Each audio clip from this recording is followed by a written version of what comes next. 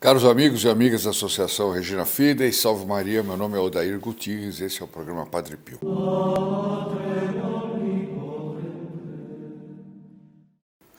O programa de hoje vai ser um programa triste, porque eu tenho uma notícia para dar aqui que me entristeceu enormemente. Para alguns, ela vai causar muita indignação, para outros, ela vai causar confusão, para outros, ela vai causar surpresa, mas eu acho que nós precisamos tratar de tudo aqui. Nós não podemos ter posições ambíguas, nada a esse respeito. E a matéria que eu vou tratar aqui, eu vou tratar em duas partes. Primeiro vem a parte ruim, depois vem a parte boa. A parte boa, ela contraria profundamente a parte ruim, né? Mas eu, antes de começar, eu queria pedir para vocês não esquecerem que a partir de hoje já se começam a aceitar as intenções para a Missa da Natividade de Nossa Senhora, né, que vai se dar no dia 4, embora a festa seja dia 8, no próximo dia 4 de setembro, e não deixem de colocar todas as graças que você precisar, etc., né? Não deixem também de dar seu like aqui em cima, como uma súplica ao Padre Pio para que ele te dê uma bênção. E nós vamos precisar de bênçãos para tratar desse assunto aqui. O assunto é simplesmente o seguinte: eu quero que vocês acompanhem essa matéria pensando como é grande a responsabilidade que você, que eu, e todos aqueles católicos que querem permanecer fiel à Santa Igreja do nosso Senhor Jesus Cristo, toda a responsabilidade que nós temos de professar a verdadeira doutrina católica, de fazer sacrifícios, orações. Deixa eu desligar aqui o meu celular. Fazer sacrifícios, orações, tudo que a gente puder, tudo que estiver ao nosso alcance, para exorcizar a igreja de gente como este aqui. A notícia é saída na ACI, dia 22 de agosto, eu tirei do site Fratres Union. Não me assustei, eu falei, eu vou ter que ler isso aqui, não é possível. Na hora eu não acreditei. Superior dos jesuítas insiste em negar a existência do diabo. Não sei como ele vai se resolver com uma prédica que fez Paulo VI em seu pontificado, que diz: quem nega a existência do diabo está fora da igreja. Como é que ele vai se resolver? Não sei. Mas eu vou ler a notícia. Eu gostaria muito que a notícia fosse fake, fosse falsa. Gostaria, mas parece que não é, não. Ela está cheia de credibilidade. O superior-geral da Companhia de Jesus, padre Arturo Sosa, afirmou em uma entrevista publicada em 21 de agosto que o diabo existe como uma realidade simbólica e não como uma realidade pessoal. Era uma realidade simbólica que espancava o Padre Pio, certo? Ele ficava arrebentado, olho roxo, certo? Era uma realidade simbólica, impressionante. Cuidado, que as realidades simbólicas elas machucam. Bom, Padre Sosa disse essas palavras em uma entrevista concedida à revista Tempi, do movimento Comunhão e Libertação, por ocasião de sua participação no meeting de Rimini, realizado na Itália, onde deu sua conferência. O título da conferência era Aprendendo a Olhar o Mundo através dos Olhos do Papa Francisco. Então ele também agregou à afirmação dele uma credibilidade que talvez não tenha lhe sido dada, né? Quer dizer, deixa eu arrumar aqui. Ou seja, ele falando para olhar o mundo através dos olhos do Papa Francisco e dizendo que o demônio é uma realidade simbólica, ele quis com isso dizer que o Papa aprova ele. Uma situação tremenda. O superior dos jesuítas foi perguntado se o diabo existe, ao que ele respondeu de várias maneiras. É tudo sabonete, vocês vão ver que é uma coisa assim horrorosa. É necessário entender os elementos culturais para se referir a esse personagem. esse personagem. Na linguagem de Santo Inácio, o fundador dele, né, o pai, o exemplo que ele deveria seguir, é o espírito maligno, se dizia Santo Inácio, que leva você a fazer as coisas que vão contra o Espírito de Deus. Perfeito. Existe como mal personificado em várias estruturas. Então você está vendo agora que ele já vai dar uma razão até, mas não nas pessoas. Porque não é uma pessoa, é uma forma de executar o mal. Isso aqui parte para a teologia da libertação, contra os governos, porque o governo, na hora que está fazendo uma determinada coisa que vai contra o comunismo pregado pela teologia da libertação, essa forma de fazer as coisas é diabólica, e isso é o demônio, né?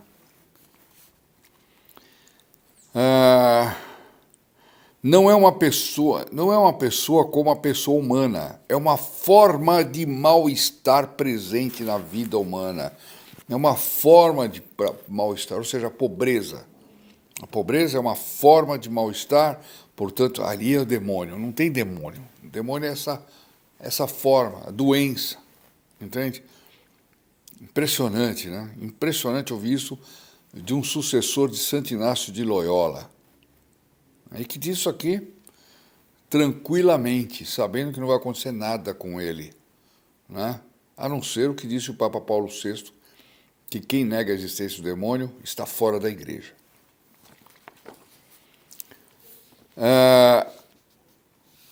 O bem e o mal estão em luta permanente na consciência humana e nós temos os meios para indicá-los.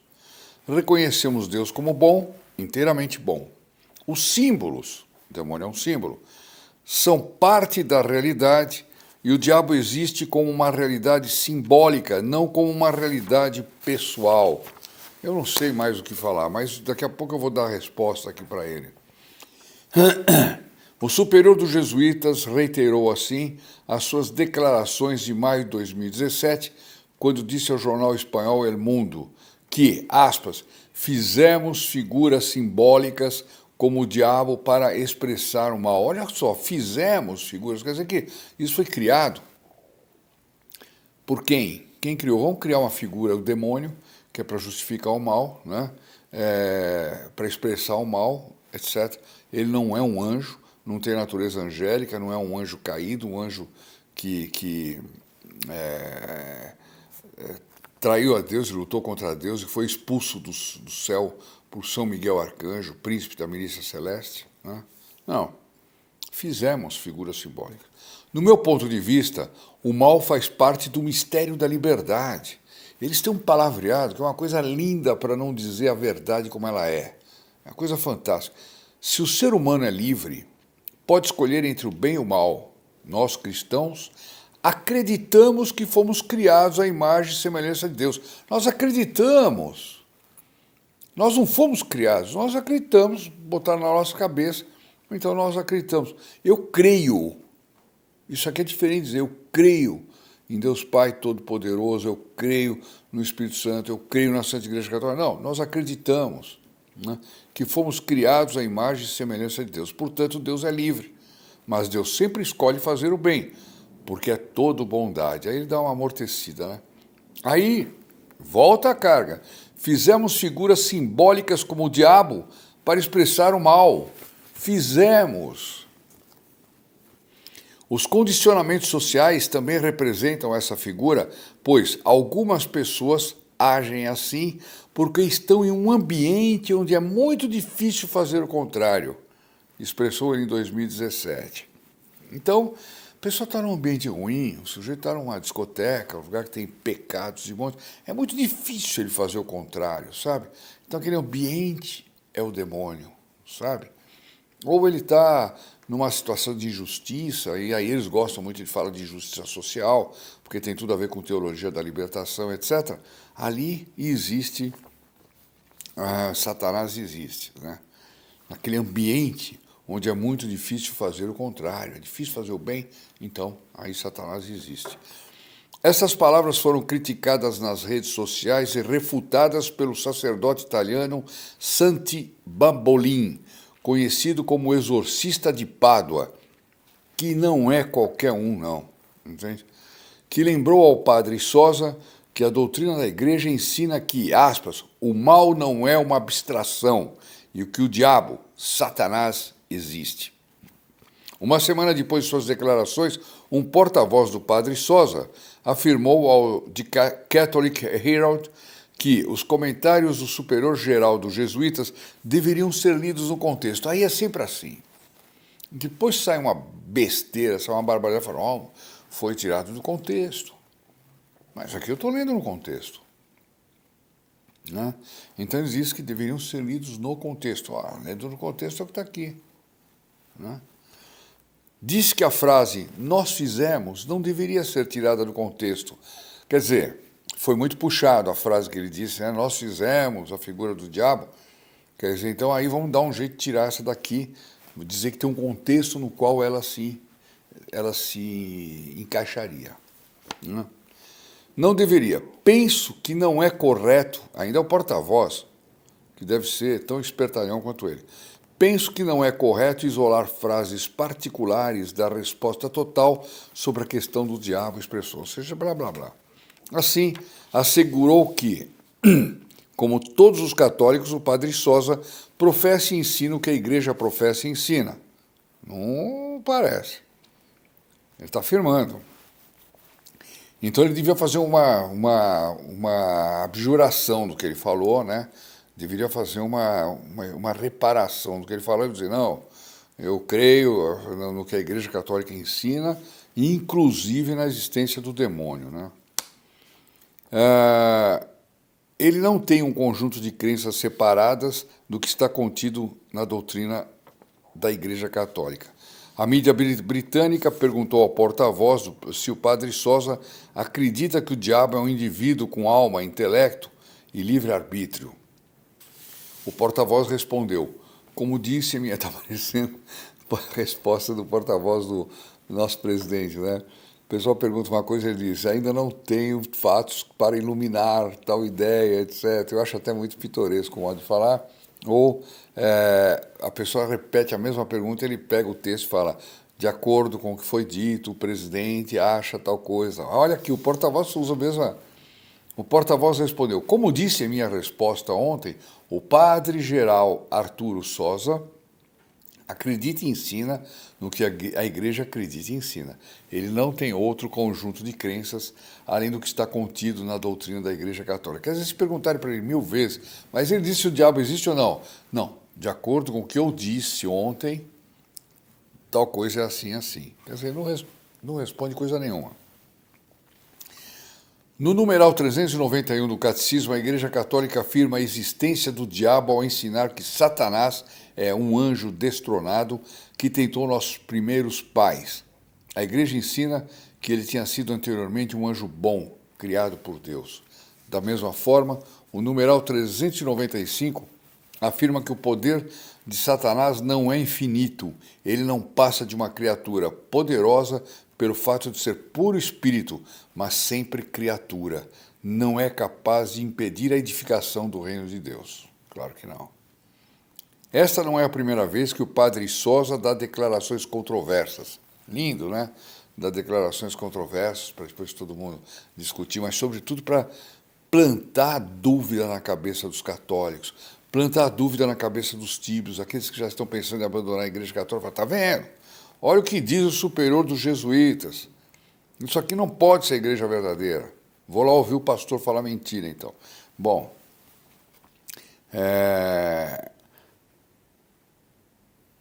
em fevereiro de 2017, o sacerdote colocou em dúvida a veracidade dos evangelhos.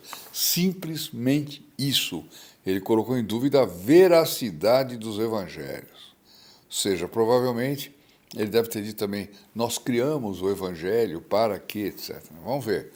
Na entrevista publicada em 18 de fevereiro pelo meio italiano Rosso Porpora, o religioso diz, ao falar sobre a indissolubilidade do matrimônio, disse que, embora ninguém possa mudar a palavra de Cristo, deve se refletir sobre o que Jesus realmente disse e colocá-las no contexto, de novo a famosa história do contexto, né? Porque naquela época ninguém tinha um gravador para registrar suas palavras. Oh lá lá, isso aqui é uma barbaridade, isso aqui é uma ofensa, isso aqui ofende a inteligência de cada um de nós, a nossa fé, ofende da forma mais vil possível. Eu não consigo me conter diante de uma barbaridade dessas. Não consigo me conter. Quer dizer, não houve o Espírito Santo não ditou os santos evangelhos, e aquilo ali foi falta de gravação. Se tivesse um aplicativo ali, Jesus deve ter dito uma outra coisa, né? Segundo ele, né? Agora, vamos falar do Padre Pio e vamos ver o que acontece. O Padre Pio que apanhava do demônio, eu vou ler um fato aqui, como reparação à Nossa Senhora. Eu vou ler como reparação a Nossa Senhora, ao nosso Senhor Jesus Cristo e também ao Padre Pio por essas declarações infames, que eu reputo infames dentro da Santa Igreja Católica. Vamos falar do Padre Pio. O testemunho do Padre Emílio de Matrice é tirado do livro do José Maria Savala, Os Milagres Desconhecidos do Santo dos Estigmas. O testemunho do padre Emílio de Matrice, recolhido por Ripa Bottoni, constitui uma prova inequívoca dos ataques que o Padre Pio sofria. De quem? Do demônio. Esse sacerdote contava que antes que o Padre Pio chegasse ao convento de San Giovanni, se instalara nesse último um seminário de fratini, jovens entre 12 e 16 anos, que se preparavam para abraçar um dia a vida monástica. Era o mês de agosto de 1916, portanto, em que toda a Itália tinha sido mobilizada em virtude da Primeira Guerra Mundial. Ora, numa daquelas noites, o então seminarista Emílio de Matrice, ele é padre quando escreveu isso aqui, mas na época era seminarista, dormiu numa cama disposta na mesma cela do Padre Pio. A gente vê que não tinha lugar para todo mundo, eles tiveram que colocar 2 camas na cela. Em outras palavras, ele foi testemunha do pior pesadelo de sua vida. Olha só, hein? Daquele elemento simbólico. Olha o que fez aquele elemento, que é só um símbolo, que faz parte do imaginário. Diz ele aqui, agora palavras dele: acordei, preso de enorme sobressalto, devido a um ruído ensurdecedor. Não sei o que ocorreu, porque aterrorizado me envolvi o melhor que pude entre as cobertas. Ele se enroscou nas cobertas. Ouvia o Padre Pio soluçar, enquanto dizia: Senhora minha, Virgem Maria, ajuda-me. Ouvia também horríveis gargalhadas e barulho de ferros que se retorciam e que caíam no chão, bem como de correntes que se arrastavam por ele. Olha a cena tremenda, é imaginário, certo? É um símbolo. Recordo que na manhã seguinte, à luz da vela, pude ver os ferros que sustentavam as cortinas e que rodeavam a cama do Padre Pio, totalmente retorcidos e jogados no chão. Um símbolo que tem uma força para retorcer ferros, né? Símbolo segundo o Padre Sosa, não segundo o Padre Pio. O pobre Padre Pio tinha um olho inchado e o rosto também muito esmurrado. Certo, Padre Sosa? O demônio existe, viu? E talvez o senhor descubra isso na hora que o senhor se apresentar para o seu juízo. Eu faço votos que o senhor se converta antes e vou rezar firmemente para que isso aconteça, para que o senhor salve a sua alma.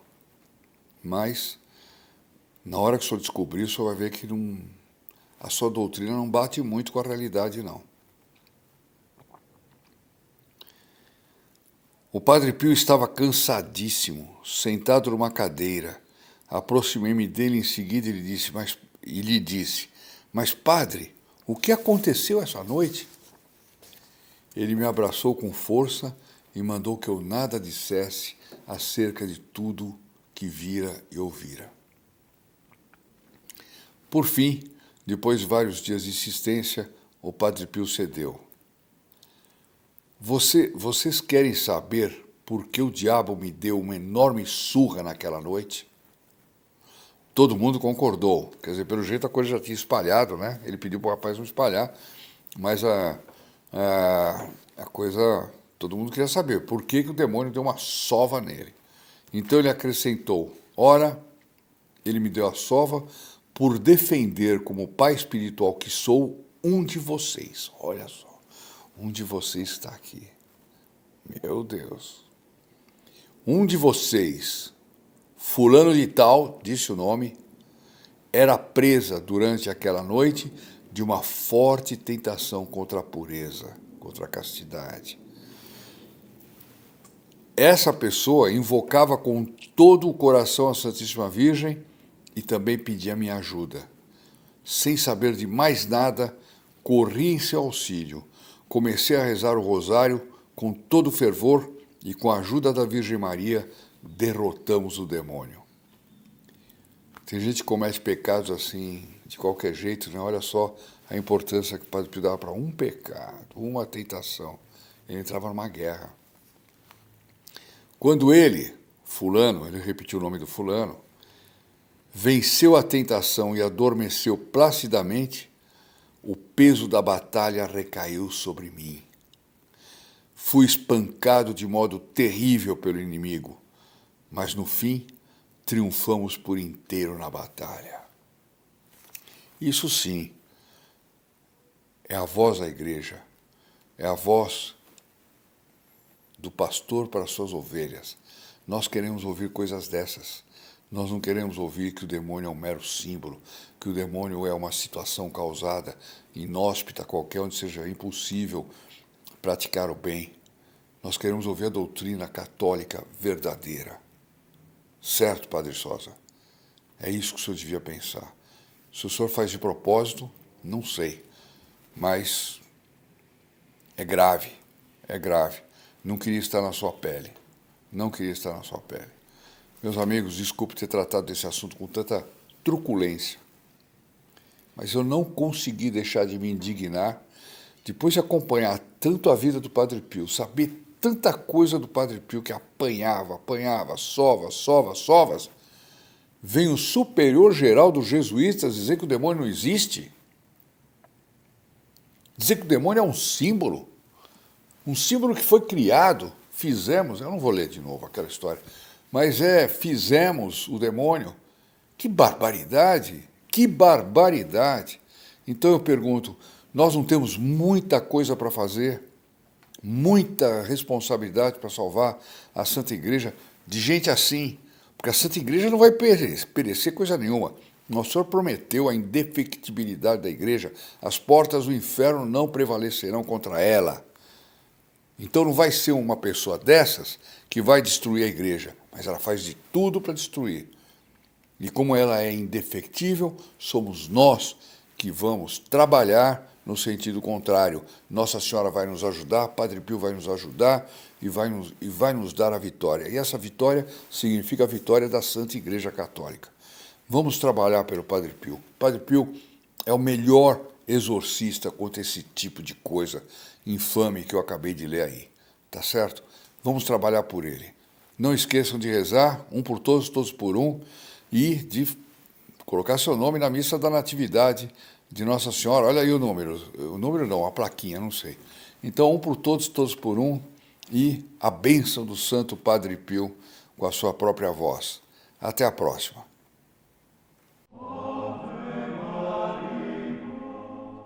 Ave Maria, cheia de graça, o Senhor é convosco.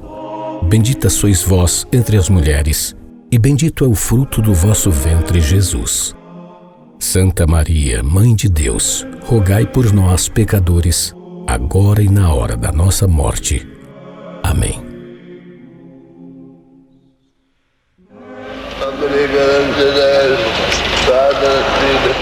Espírito Santo,